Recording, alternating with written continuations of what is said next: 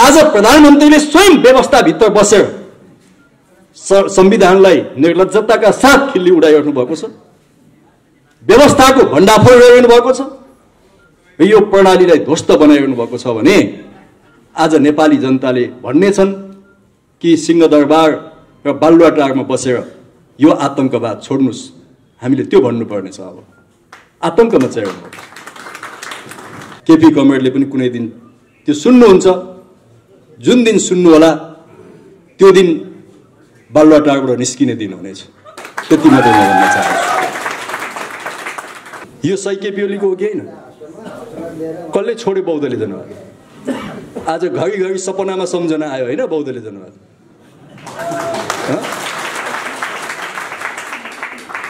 बौद्धले जनवादले सपनामा लखेट्यो तपाईलाई। सपनामा निद आएन, चैन भएन रातमा तपाईलाई। हामीले त्यस्तो प्रधानमन्त्री पायौं। कति भाग्यमानी हामी, जसले जिउँदै नेताहरूलाई श्रद्धाञ्जली वक्तव्य दिन्छ। हिजो मात्रै उहाँले श्रद्धाञ्जली दिनुभयो माधव नेपाल र प्रचण्डलाई। यो धरती छक्क पर्यो, हामी सबै छक्क पर्यो। के भन्दै हुनुहुन्छ केपी ओलीले? उहाँ होसमा त हुनुहुन्छ, सन्तुलनमा त हुनुहुन्छ? हाम्रो संविधानले लेखेको छ कुनै पनि सार्वजनिक पद धारण गरेको मान्छेको पद त्यति बेला बर्खास्तीमा पर्छ अथवा उसको पद रिक्त हुन्छ जति बेला उसले मानसिक सन्तुलन गुमाउँछ।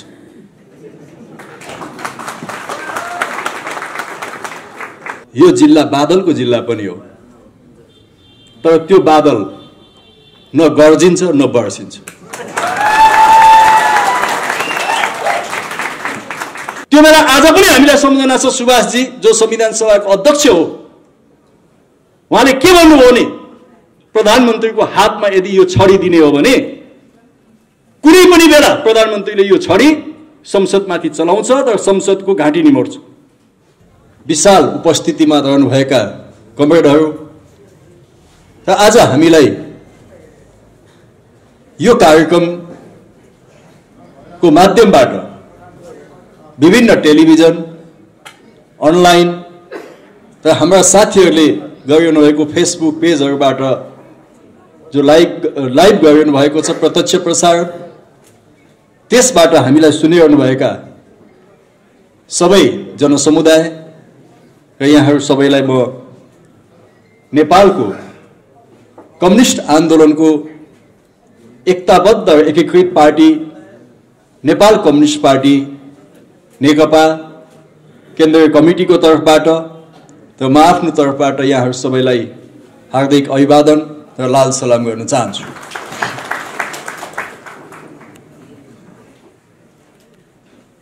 यहाँ हाम्रो पार्टीका केन्द्रीय कमिटी सदस्य, प्रतिनिधि सभाका सदस्य र यो देशको गणतान्त्रिक आन्दोलनकी एकजना नेत्री, चर्चित युवा व्यक्तित्व कमरेड रामकुमारी झाँक्रीले बोल्नुभयो। पार्टीका जिल्ला अध्यक्ष कमरेडले बोल्नुभयो, सचिवले बोल्नुभयो। उहाँहरूले हामीले भन्नुपर्ने सबै भनिसक्नुभयो।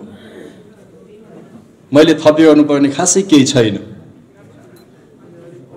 तर यहाँको बीचमा केही भन्नको निम्ति म उपस्थित भएको हुनाले तिनै विषयवस्तुहरूलाई फेरि एकपल्ट जोड दिनको निम्ति मात्रै यहाँ म उपस्थित भएँ। आज म अत्यन्तै खुसी छु कि त्यस्तो जिल्लामा आज म उपस्थित भएँ र कमरेडहरूको बीचमा पार्टीका केही धारणा राख्ने मौका मैले पाएको छु। यसको निम्ति तपाईहरु सबैलाई र विशेष गरी भरतपुर महानगरपालिका कमिटी र चितवनका सम्पूर्ण कमरेडहरूलाई धन्यवाद दिन चाहन्छु। यो चितवन जिल्ला आफैमा एउटा क्रान्तिकारी जिल्ला हो। क्रान्तिकारीहरू जन्मिने ठाउँ हो यो। मलाई थाहा छ यही धरतीमा मित्रमणि आचार्य जन्मिनुभयो। यही धरतीमा शिव पौडेल जस्ता विद्यार्थी नेताहरू जन्मिनुभयो। जसले पञ्चायतको विरुद्ध आवाज उठाउँदा उहाँहरू झुक्नु भएन, शहीद हुनुभयो, शहादत प्राप्त गर्नुभयो। आज म उहाँहरूलाई सम्झिन चाहन्छु। यो त्यस्तो जिल्ला जहाँ नेपालको कम्युनिस्ट आन्दोलनलाई नयाँ गतिका साथ नयाँ उचाइबाट उठाउने जोश, जागर, हिम्मत र विचार बोकेका यो धरतीका, यो नेपालको धरतीका एकजना महानायक कमरेड मदन भण्डारी र कमरेड जीवराज आश्रितको ले शहादत प्राप्त गर्नुभएको र उहाँहरूको षड्यन्त्रमूलक ढङ्गले हत्या भएको जिल्ला र यही जिल्लाले उहाँहरूको हत्याको विरुद्धमा आवाज उठाउँदा त्यो आन्दोलन दासढुङ्गा हत्याकाण्ड विरोधी आन्दोलनको रूपमा सिङ्गो मुलुकलाई गुन्जयमान गर्न र तत्कालीन सरकारको सर्वसत्तावादलाई घुँडा टेकाउन सफल भएको आन्दोलन र त्यसको उद्गम पनि यही चितवनबाट भएको थियो। आज म अत्यन्तै भावुकताका साथ कमरेड मदन भण्डारीलाई सम्झिन चाहन्छु, उहाँका सहयोद्धा कमरेड जीवराज आश्रितलाई सम्झिन चाहन्छु, जो हाम्रो नेपालको कम्युनिस्ट आन्दोलनका महान शिक्षक हुनुहुन्थ्यो। उहाँहरूलाई हामीले गुमायौँ र त्यसलाई बदला लिन चितवनले जुन जोश, जागर र उत्साह देखाएको थियो, म चितवनका कमरेडहरूलाई त्यस अर्थमा पनि सलाम गर्न चाहन्छु। आजको कम्युनिस्ट आन्दोलनलाई अनेक आँधी हुई र अनेक उथल पुथलहरूको बीचबाट यो नेपाली धरतीलाई हल्लाउँदै नेपालमा लोकतान्त्रिक गणतन्त्र, संघीयता, समावेशिता जस्ता मुद्दाहरूलाई स्थापित गर्ने, आजको संविधान निर्माण गर्ने र नेपालको कम्युनिस्ट आन्दोलनलाई एकताबद्ध गर्ने त्यो क्रान्तिकारी सोचका साथ पार्टीको अगुवाई गर्ने कमरेड प्रचण्ड, जो हाम्रो पार्टीका अध्यक्ष हुनुहुन्छ, उहाँको गृह जिल्ला पनि चितवन हो। उहाँप्रति पनि म सम्मान व्यक्त गर्न चाहन्छु, हाम्रो पार्टीका अध्यक्षप्रति। यो कम्युनिस्ट आन्दोलनलाई आज देखिएका क्रान्ति र प्रतिक्रान्तिको बहसमा, अग्रगमन र प्रतिगमनको बहसमा, लोकतन्त्र र सर्वसत्तावादको बहसमा सधैँ क्रान्तिको पक्षमा, अग्रगमनको पक्षमा, क्रान्तिको पक्षमा प्रतिनिधि सभामा निरन्तर जुझिरहने, आवाज उठाइरहने हाम्रो पार्टीका लोकप्रिय नेताहरू, चितवनका लोकप्रिय नेताहरू, पार्टीका स्थायी कमिटी सदस्य सुरेन्द्र पाण्डे, प्रतिनिधि सभाका सदस्य कृष्णभक्त पोखरेल जस्ता अत्यन्तै योग्य जनप्रतिनिधिहरू निर्वाचित गरेको जिल्ला। म उहाँहरू सबैलाई पनि आज सम्झिन चाहन्छु, किनभने उहाँहरू काम विशेषले यहाँ आउन सक्नु भएको छैन। त्यसैले आज एउटा गौरवशाली जिल्लामा तपाईहरु तमाम साथीहरूको बीचमा उभिएर केही कुराहरू मैले व्यक्त गर्नुपर्ने छ। यति बेला सायद यो देशका कुनै कम्युनिस्ट सदस्यहरूको दिल हाँसेको छैन। हामी दुखी छौं, हामी चिन्तित छौं। तर कमरेडहरू, क्रान्तिको इतिहासमा त्यो निराशा, त्यो दुःख, त्यो चिन्ता, त्यो क्षणिक हुन्छ। त्यसले थुप्रै कविहरू जन्माउन सक्छ। यो बेला थुप्रै कविहरूले कविता लेख्न सक्छन् पार्टी विभाजनको, नेताहरूको गालीगलजको, कम्युनिस्ट आन्दोलनको यति ठूलो धक्काको। तर एउटा क्रान्तिकारी सदस्यले कवितामा मात्रै आफूलाई सीमित गर्दैन, त्यो फेरि नयाँ ढंगले जाग्छ।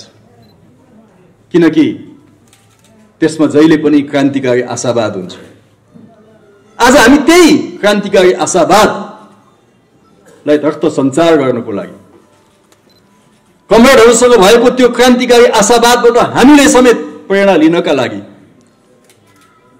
यहाँ उपस्थित भएका छौं।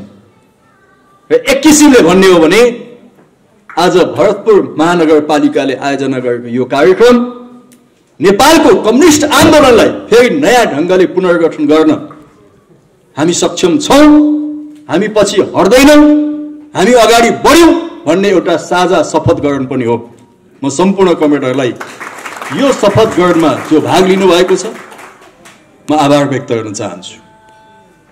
र आज केही ज्वलन्त मुद्दाहरू छन्। मैले भने यो जिल्लाको बारेमा विशेषताहरू, अर्को तर्फबाट एउटा विशेषता पनि छ। यहाँ यो जिल्ला बादलको जिल्ला पनि हो, तर त्यो बादल न गर्जिन्छ न बर्सिन्छ।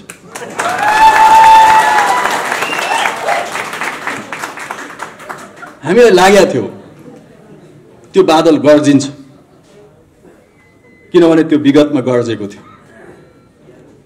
हामीलाई लागेको थियो त्यो बादल बर्सिन्छ, किनभने त्यसले विगतमा पर्याप्त वर्षा गरेको थियो। तर आजको बादल बर्सिँदा पनि बर्सिँदैन, गर्जिँदा पनि गर्जिँदैन। त्यो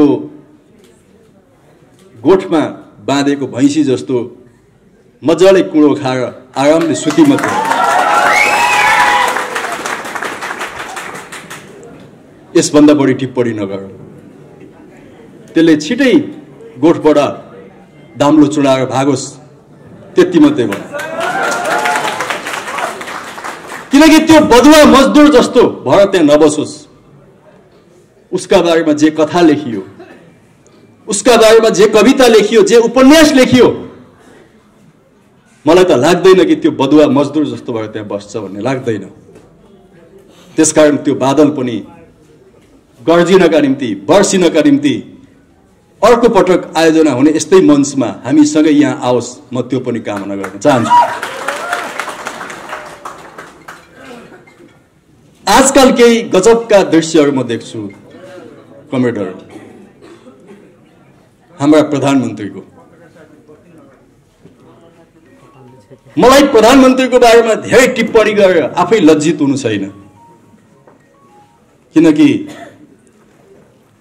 नेपालमा आज सबभन्दा लज्जित भाषण कसैले गर्दैछ भने हाम्रा प्रधानमन्त्रीले गर्दै हुनुहुन्छ। उहाँका बारेमा थप टिप्पणी गरेर हामी सबै किन लज्जित हुने? उहाँलाई त्यस्तै छोडिदिउँ,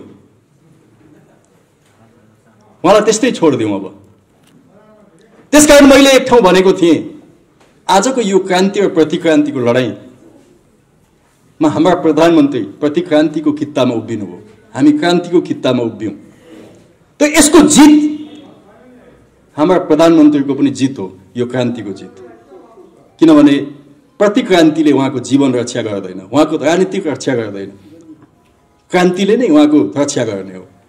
त्यसैले आज उहाँ हाम्रो कित्तामा नभए पनि यो कित्ताको लडाईँले केपी ओलीको राजनीतिक जीवनको पनि रक्षा गर्छ। किनभने हामी त्यस्ता अमानवीय मान्छे होइनौँ जसले मानवतालाई बिर्सोस्, जसले सामान्य संवेदनशीलतालाई बिर्सोस्। हामीले त्यस्तो प्रधानमन्त्री पायौँ, कति भाग्यमानी हामी, जसले जिउँदै नेताहरूलाई श्रद्धाञ्जली वक्तव्य दिन्छ। हिजो मात्रै उहाँले श्रद्धाञ्जली दिनुभयो माधव नेपाल र प्रचण्डलाई। यो धरती छक्क पर्यो, हामी सबै छक्क पर्यो। के भन्दै हुनुहुन्छ केपी ओलीले? उहाँ होसमा त हुनुहुन्छ? उहाँ ठेगानमा त हुनुहुन्छ? उहाँ सन्तुलनमा त हुनुहुन्छ? हाम्रो संविधानले लेखेको छ कुनै पनि सार्वजनिक पद धारण गरेको मान्छेको पद त्यति बेला बर्खास्तीमा पर्छ अथवा उसको पद रिक्त हुन्छ जति बेला उसले मानसिक सन्तुलन गुमाउँछ।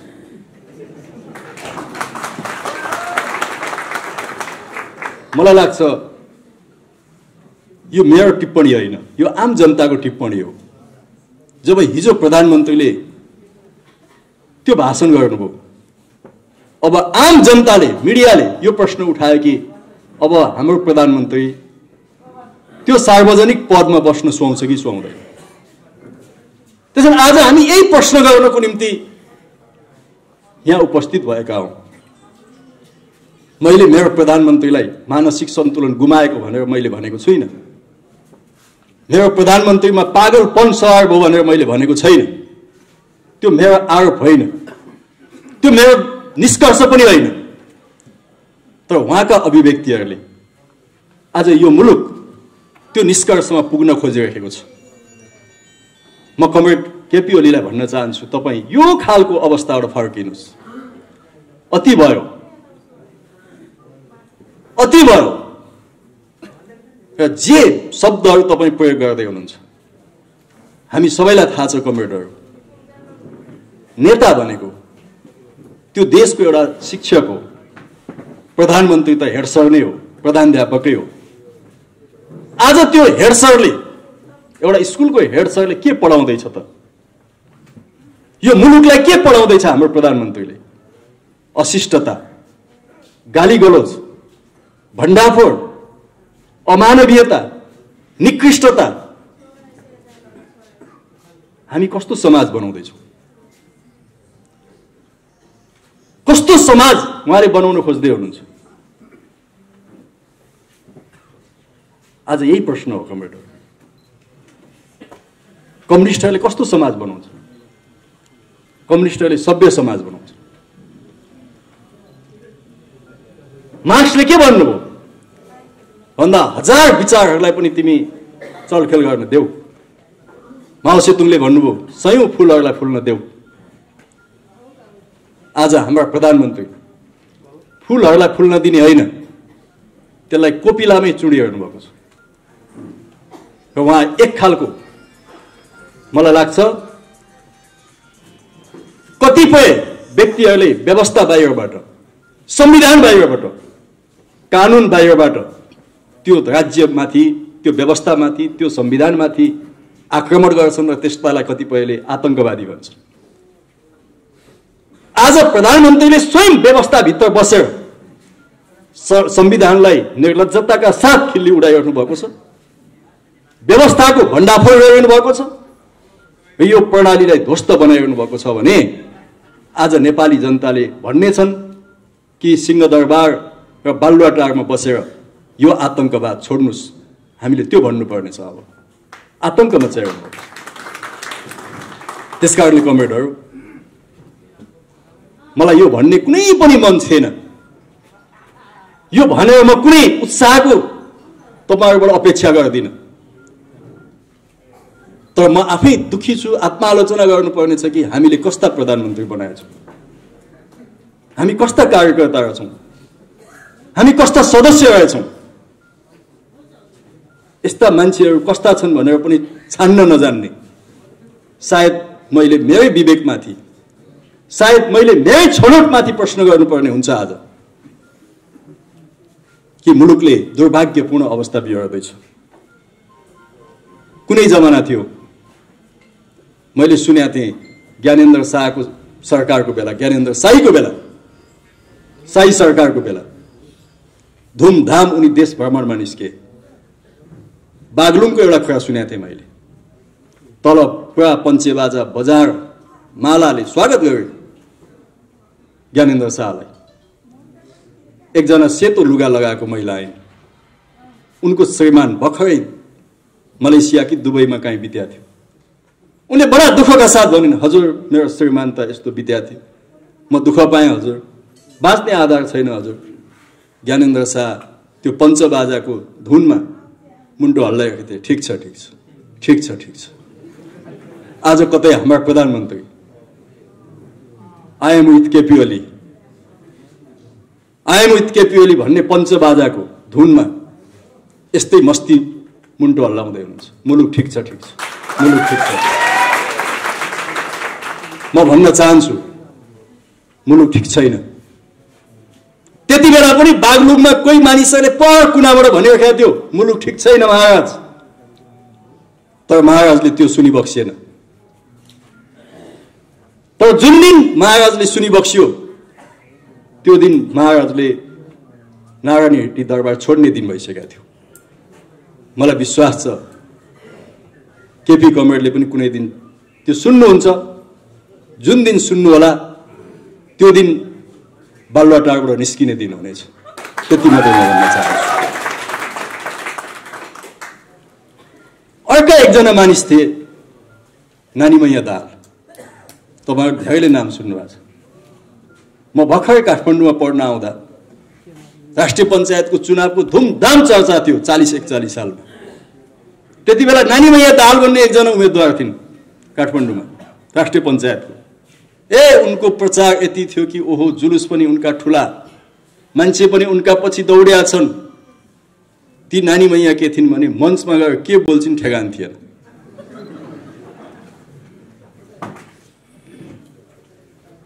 मेरो जिल्लाको एकजना मन्त्री हुनुहुन्थ्यो विष्णु महादेन। हामी भर्खर काठमाडौँ पढ्न आएका विद्यार्थीलाई उहाँले बोलाउनु भयो उहाँको क्वार्टरमा खाना खानको लागि। हामी गयौँ 2-4 जना। भर्खर काठमाडौँ आएको आफ्नो जिल्लाको मन्त्री भेट्न गयौँ। उहाँले भन्नुभयो, ए केटा हो, यो राजा फाल्ने पञ्चायत फाल्ने त्यो नलाग है भन्नुभयो। हामी त लागिसकेका थियौँ, तर पनि अब मन्त्रीको अगाडि के भन्ने, हस् दाजु हस् भन्यौँ, भात खायौँ। जब नानीमैया आइन् उनको क्वार्टरमा, त्यसपछि हाम्रो विष्णु महादेन दाई छटपटी गर्न थाल्नुभयो। ओहो, यो बौलाई आई भनेर त्यहाँबाट उठेर भाग्नुभयो अर्को ढोकाबाट। अनि जब नानीमैया त्यहाँबाट हिँडिन् अनि बल्ल विष्णु महादेन दाई फेरि आउनुभयो। अनि हामीले सोध्यौँ, दाई किन भागेको? यो त यस्तै बौलाई छ कि यसले के भन्छ के बोल्छ यसको त ठेगानै छैन। त्यहाँदेखि यसका अगाडि त पढ्नुहुन्न, भाग्नु ठिक छ। तर त्यस्ता मान्छेलाई राष्ट्रिय पञ्चायतमा जिताएको काठमाडौँ जस्तो ठाउँबाट किन जितायो होलान् भन्नुहोस् न? किन जिताएको भने काठमाडौँमा त पञ्चायत विरोधी जनमत थियो। पञ्चायतलाई खिल्ली उडाउनको निम्ति नानीमैया जस्ता मानिसलाई जिताएर पठाइदिएको काठमाडौँ। आज म हाम्रो प्रधानमन्त्री ठ्याक्कै त्यस्तै हुनुहुन्छ भन्दिनँ। त्यो भन्न मिल्दैन। मैले खालि तपाईहरुलाई घटना मात्रै मैले सुनाएको हो, विश्लेषण तपाईहरुले नै गर्नुहोला। जब जिउँदा नेतालाई श्रद्धाञ्जली दिने भाषण गर्नुहुन्छ भने उहाँ कस्तो व्यक्ति होला त्यो यहाँहरूले नै बुझ्ने कुरा हो। सनकले त्यो संविधान आज तस नस हुँदैछ। त्यसकारण त्यो संविधानको अपनत्व लिनको निम्ति त्यो संविधान मैले बनाएको हुँ, मेरो प्रतिनिधिले बनाएको, खबरदार त्यो संविधान च्यात्न पाइँदैन भन्नका निम्ति तपाईँ यहाँ आउनुभएको छ, हो कि होइन? मलाई यही लाग्छ। हामी किन यो भन्दैछौँ? पौष 5 गते हाम्रा प्रधानमन्त्रीले संविधानमा हुँदै नभएको व्यवस्थालाई प्रयोग गरेर जनताको जनप्रतिनिधिमूलक निकाय प्रतिनिधि सभाको विघटन गर्नुभयो। र आज हामी यसमै बहस गर्दैछौँ के यो गर्न पाइन्छ? संविधानमा यो छ? संविधानमा छ भने देखाउनु पर्यो कहाँ छ। 2047 सालको संविधानमा थियो। 2047 सालको संविधानको धारा चाहिँ 53 को 4 मा जो संविधान मसँग छ त्यसले के भन्थ्यो भने प्रधानमन्त्रीको सिफारिसमा सबै 5 बाट प्रतिनिधि सभाको विघटन गर्न सकिबक्सनेछ र त्यसपछि 6 महिनापछि चुनाव गर्नुपर्नेछ। धारा 53 को 4 मा थियो 47 को संविधानमा। जब यो बहस 72 सालमा संविधान बनाउँदा यो बहस भयो अब यो व्यवस्था राख्ने कि नराख्ने, त्यति बेला यो व्यवस्था राख्नुहुन्न भन्ने सबभन्दा अग्रभागमा बहस गर्ने मध्ये एकजना केपी कमरेड हो, सुभाष नेमाङजी पनि हो। हामी त सबै छँदै थियौँ यो राख्नुहुन्न भनेर। प्रचण्डले पनि भन्नुभएको थियो, माधव नेपालले पनि भन्नुभएको थियो, सबैले भनेकै थियो। त्यो बेला आज पनि हामीलाई सम्झना छ सुभाषजी जो संविधान सभाको अध्यक्ष हो, उहाँले के भन्नुभयो भने प्रधानमन्त्रीको हातमा यदि यो छडी दिने हो भने कुनै पनि बेला प्रधानमन्त्रीले यो छडी संसदमाथि चलाउँछ तर संसदको घाँटी निमोड्छ। त्यसकारण प्रधानमन्त्रीको हातबाट यो छडी झिक्नुपर्छ।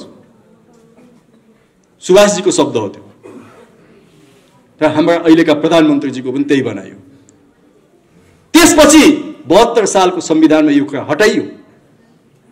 तर आज प्रधानमन्त्रीले धारा 76 को कुरा गर्नुहुन्छ। धारा 76 को 7 अनुसार मैले विघटन गरेँ भन्नुहुन्छ। अस्तित्व भन्नुभयो, तर हिजो जवाफ पठाउँदा के भन्नुभयो भने यो राजनीतिक मुद्दा हो, अदालत प्रवेश गर्नु हुँदैन। त्यसकारण हामी पनि भन्छौँ यो राजनीतिक मुद्दा हो भने अदालत प्रवेश नगरोस्। यदि यो संवैधानिक मुद्दा हो भने धारा 76 को 7 ले आजका प्रधानमन्त्री केपी ओलीलाई प्रतिनिधि सभा विघटनको कुनै पनि अधिकार दिएको छैन। त्यसकारणले प्रतिनिधि सभा जीवित छ, प्रतिनिधि सभा जिउँदैछ, प्रतिनिधि सभालाई मार्न पाइँदैन। हाम्रो भनाइ यही हो। म कमेन्टरलाई भन्न चाहन्छु, आज बहस सुरु भयो, त्यसकारण तपाईले पनि यो गाउँ गाउँमा टोल टोलमा बहस गर्नुपर्छ। धारा 76 को 7 ले धारा 76 ले के भन्छ भने मन्त्री परिषद गठन भन्छ। त्यो मन्त्री परिषद गठन कसरी हुन्छ त भन्छ भने त्यसले धारा 1 मा के भन्छ भने धारा 76 को 1 मा प्रतिनिधि सभाको निर्वाचन पछि संसदमा प्रतिनिधि सभामा बहुमत प्राप्त दलको नेतालाई प्रधानमन्त्रीको रूपमा नियुक्ति गरिन्छ। आजका प्रधानमन्त्री त्यही धाराबाट नियुक्ति हुनुभएको, किनकि उहाँको दल बहुमतमा थियो त्यति बेला। हामी सबैले उहाँलाई प्रधानमन्त्री बनाउनको निम्ति साथ दियौं, त्यसकारणले उहाँ धारा 76 को 1 अनुसार नियुक्ति हुनुभयो। तर हाम्रो संविधानले के भन्छ भने यदि धारा 76 को 1 अनुसार प्रधानमन्त्री बन्न सकेन भने कहाँ जान्छ त भन्दा दोस्रो विकल्पमा जान्छ। त्यो विकल्प भनेको 2 वा 2 भन्दा बढी पार्टी मिलेर सरकार बनाउन सक्छ। त्यो प्रधानमन्त्रीले 30 दिनभित्र विश्वासको मत दिनुपर्छ संसदमा। यदि 30 दिनभित्र विश्वासको मत दिन सकेन भने फेरि अर्को विकल्पमा जान्छ। त्यो भनेको संसदमा सबभन्दा ठूलो दलको हैसियतले प्रधानमन्त्री बन्छ, जसरी 51 सालमा कमरेड मनमोहन अधिकारी प्रधानमन्त्री बन्नुभयो। तेस्रो विकल्प हो त्यो। तेस्रो विकल्पको प्रधानमन्त्रीले पनि 30 दिनभित्र संसदमा विश्वासको मत दिनुपर्छ। यदि 30 दिनभित्र संसदमा विश्वासको मत दिन सकेन भने चौथो विकल्पमा जान्छ। त्यो चौथो विकल्प भनेको संसदको प्रतिनिधि सभाको कुनै पनि सदस्यले म यो प्रतिनिधि सभाको विश्वास लिन्छु, मलाई प्रधानमन्त्री नियुक्ति होस् भनेर राष्ट्रपतिलाई विश्वास दिलायो भने राष्ट्रपतिले उनलाई प्रधानमन्त्री नियुक्त गर्न सक्नुहुन्छ र त्यो प्रधानमन्त्रीले पनि 30 दिनभित्र विश्वासको मत दिनुपर्छ। यदि उसले 30 दिनभित्र विश्वासको मत दिन सकेन भने त्यसपछि पाँचौं विकल्प छैन। त्यसपछिको विकल्प भनेको प्रतिनिधि सभा विघटन हुन्छ अनि 6 महिनाभित्र चुनाव हुन्छ। ल, संविधानको व्यवस्था यही हो। मेरो मोबाइलमा भएको संविधान यही छ, तपाईको मोबाइलमा पनि छ। आज अब हाम्रो प्रश्न यही हो कि हाम्रा प्रधानमन्त्री केपी ओलीले कुन कुन विकल्प प्रयोग गर्नुभयो त? यी सबै विकल्प खोज्नुभयो? यी कुनै पनि विकल्प खोज्नु भएन र यी विकल्पहरू प्रतिनिधि सभामा जिउँदैछन्। यही बहस विगतमा मनमोहन अधिकारीले संसद विघटन गर्दा पनि, विगतमा गिरिजा प्रसादले संसद विघटन गर्दा पनि र शेरबहादुर देउवाले संसद विघटन गर्दा पनि यही बहस भएको थियो। के हो मलाई थाहा छैन। छिटै फकिनु भयो। उहाँले भन्नुभयो कि ल ठिक छ, त्यसो भने तपाईँ नै 5 वर्ष प्रधानमन्त्री हुनुहोस्, मैले यो कागज छोड्दिएँ। अनि उहाँ ढुक्कले निदाउनु भयो केपी ओली। अब म कमेन्टरलाई सोध्न चाहन्छु, प्रचण्डले यो सहयोग गरेको कि असहयोग गरेको? अघि संसदीय दलमा नेता छान्दा माधव नेपालले सहयोग गरेको कि असहयोग गरेको? अहिले प्रचण्डले यो कागजको विषयमा फिर्ता लिँदा उहाँले सहयोग गरेको कि असहयोग गरेको? अरू झिना मसिना 2-4 कुरा छोडिदिनुहोस्। कहाँ के भयो, अप्ठ्यारो भयो होला। यदि अप्ठ्यारो भयो भने त उहाँले त आफ्नो घरको समस्या त यहाँ पो हल गर्नु पर्यो। दाजुभाइ दिदीबहिनीको झगडा भयो, एउटा भाइ मात्तेर सन्केर आगोको मझे मुस्लो बोकेर गाउँ बस्ती उजाड्न गयो अनि मूर्खहरू त्यसैलाई जय जयकार गर्छौँ कि जसले गाउँ बस्ती आगो लगायो तैँले गल्ती गरिस् भनेर सजाय दिने कि ओहो त त कस्तो बहादुर सबै बस्ती पनि आगो लगाइस् अब तेरो घर पनि जलाइस् यस्तो पो मान्छे चाहिन्छ त भनेर जय जयकार गर्ने। आज यही प्रश्न हो कमरेडहरू। घरमा झगडा हुन सक्छ, यत्रो विशाल पार्टी बनाइएको छ, वर्षौंसम्म सँगै बसेका एउटै पार्टीमा त मत भिन्नता हुन्छ। 2-2.5 वर्ष पार्टी एकता गरेको सबै मिलिसकिया छैन, त्यहाँ अलिअलि मत भिन्नता हुन्छ, कुनै ठुलो कुरा होइन मत भिन्नताको। तर त्यो मत भिन्नता त पार्टी भित्र पो हल गर्नु पर्यो त। बैठक भनेपछि त्यो चाहिँ धेरैबीज लागेको मान्छे जस्तो हैन, धेरैबीज लागेकोलाई पानीदेखि डराउँछ नि, भाग्छ। त्यस्तै हाम्रो प्रधानमन्त्री बैठक भनेपछि भागा भाग, बैठक छ भनेपछि अनि उहाँ म त आज बिरामी छु भनेर सिरा कोडेर सुत्नुहुन्छ, अनि बैठक आज भएन उहाँको स्वास्थ्यको कारणले भनेर बैठक स्थगित गर्यो, 5 मिनटपछि बैठक गर्नुहुन्छ अर्को फेरि, अर्को गुटको बैठक गर्नुहुन्छ। पार्टीको बैठकमा उहाँ बिरामी हुनुहुन्छ, पार्टीको बैठक ठिक छ, प्रधानमन्त्रीको अनुपस्थितिमा किन गर्ने, पछि गराउन भनिन्छ नि, मानवीयता कुरा पनि हो। अनि बालुवाटारबाट हिँड्छौँ हामी सबै, 5 मिनटपछि उहाँको गुटको बैठक चल्छ, त्यहाँ एकदम सक्रिय फेरि एकाएक ओहो, 5 मिनट अगाडि बिरामी, 5 मिनट पछाडि त्यस्तो हुन्छ। बैठक भनेपछि भागाभाग।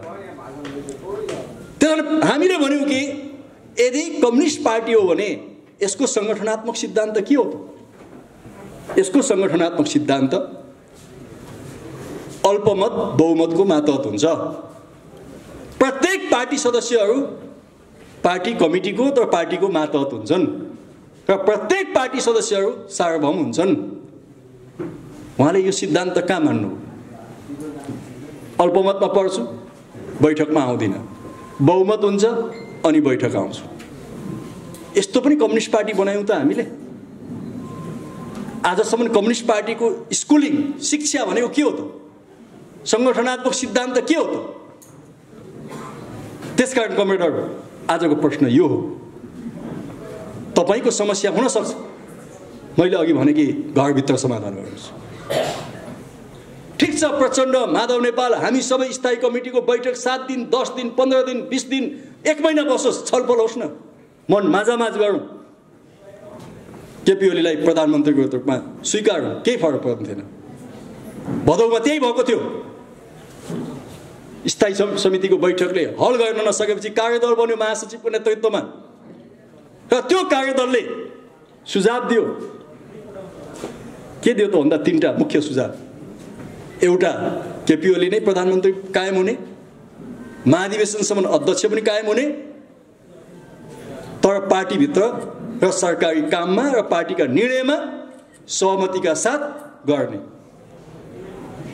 उहाँलाई पहिलो नम्बर दोस्रो नम्बर बुदा खुब चित्त बुझ्यो, प्रधानमन्त्री पनि तपाईँ नै हुने, पार्टी अध्यक्ष पनि हुने, क्या मजा थियो नि त उहाँलाई त्यो त, होइन?